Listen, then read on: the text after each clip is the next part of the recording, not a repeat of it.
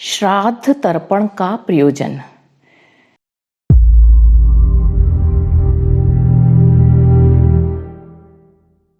श्राद्ध पितरों के नाम पर किए जाते हैं और उनमें दान पुण्य किया जाता है।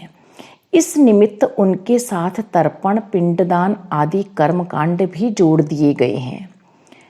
वर्ष में जिस तिथि में पितरों की मृत्यु हुई हो उस दिन भी श्राद्ध किए जाते हैं और अश्विन कृष्ण पक्ष में भी। चूंकि उन दिनों कन्या का सूर्य होता है, इसलिए कन्यार्क का अपभ्रंश कनागत भी प्रचलित हो गया है। पूर्वजों या गुरुजनों द्वारा किए गए उपकारों के प्रति कृतज्ञता प्रकट करना और उसकी वार्षिक ब्याज को चुकाना वार्षिक श्राद्ध है, चाहे वह मरण वाली तिथि को किया जाए या अश्विन पक्ष में। उपकारी का प्रत्युपकार करना सामान्य मनुष्य धर्म है। धर्म कर्तव्यों के प्रति श्रद्धा बनाए रखना श्राद्ध है। अंत्येष्टि संस्कार के उपरांत जो 13 दिन बाद श्राद्ध किया जाता है, उसमें स्वावलंबी उत्तराधिकारी पूर्वजों की छोड़ी संपत्ति को उनकी धरोहर मानकर उनकी सद्गति के लिए ही परमार्थ प्रयोजनों में लगा देते हैं। मात्र असमर्थ आश्रित ही उसे निर्वाह के काम में लाते हैं। दान का परिणाम लोक और परलोक दोनों में ही होता है। उससे यश और शांति दोनों ही मिलते हैं। सह वितरण क्रम अपनाने से समाज की सुव्यवस्था भी बनती है, पर वह दान सत्पात्रों को ही दिया जाना चाहिए और ऐसा होना चाहिए जिससे किसी की सुविधा संपन्नता भले ही ना बढ़े, पर उनसे पिछड़ेपन से छुटकारा पाने और आगे बढ़ने, ऊंचा उठने में सहारा मिले। यश के लिए किसी पर भी पैसा लुटा देना दान नहीं, एक प्रकार का अहंकारी अज्ञान है। महाभारत की कथा है कि राजा कर्ण नित्य 1.25 मन सोने का दान किया करते थे। जब वे स्वर्गलोक गए तब उनके लिए निवास, वस्त्र, उपकरण, आहार आदि सब कुछ सोने से ही विनिर्मित मिला। यह देखकर वे चकित भी हुए और दुखी भी। केवल स्वर्ण साधनों से ही मेरा क्या काम चलेगा?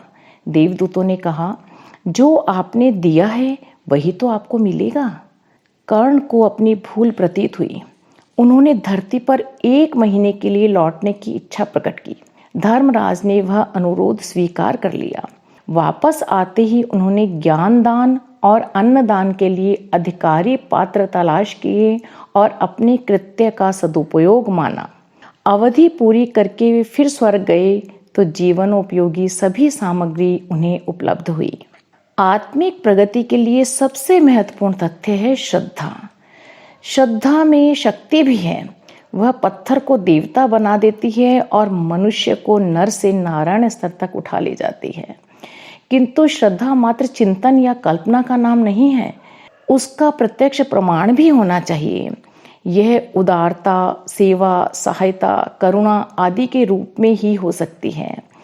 इन्हें चिंतन तक सीमित न रखकर कार्य रूप में परमार्थ परक कार्यों में ही परिणित करना होता है। यही सच्चे अर्थों में श्राद्ध है।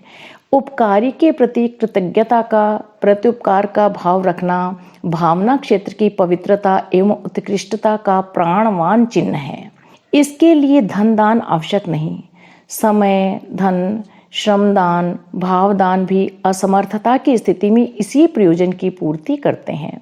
इन्हीं सब बातों पर विचार करते हुए भारतीय धर्म परंपरा में श्राद्ध कर्म की महत्ता बताई गई है।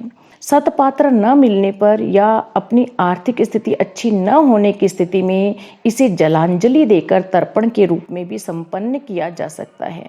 यह सोचना उचित नहीं कि जो मर गए उन तक हमारी दी हुई वस्तु कैसे पहुंचेगी। पहुंचती तो केवल श्रद्धा है। उसे चरितार्थ करने के लिए किया गया दान तो सत्प्रवृत्तियों के संवर्धन के काम में ही आता है। अखंड ज्योति, अप्रैल सन 1986। अगर आपको हमारी यह वीडियो पसंद आई तो इसे लाइक करें, कमेंट करें और शेयर ज़रूर करें और हमारी YouTube चैनल ऋषि चिंतन को सब्सक्राइब कर लें। साथ ही बेल आइकन को भी दबाएं ताकि आपको आने वाली वीडियोस की नोटिफिकेशंस मिलती रहे। धन्यवाद।